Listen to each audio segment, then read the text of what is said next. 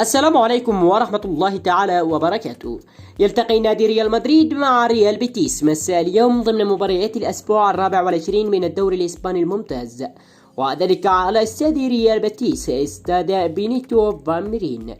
وأما عن توقيت المباراة والقنوات الناقلة والمعلق وأيضا توقيت اللقاء بجميع الدول العربية، قبل البدء دعمونا بإعجاب الفيديو واشتراك بالقناة لتصلكم أخبار وأحداث مباريات ريال مدريد والدوري الإسباني أولا بأول. شاركونا توقعاتكم وآراءكم في التعليقات، وهيا بنا لنعرض لكم التفاصيل. وسينقل اللقاء عبر قنوات بي إن 4K المشفرة بتعليق علي محمد علي، وذلك اليوم الأحد 2023 شهر 3 يوم 5.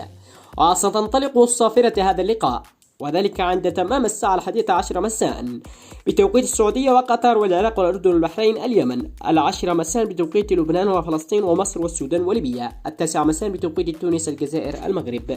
وهذا بصلنا نهاية، دمتم برعاية الله.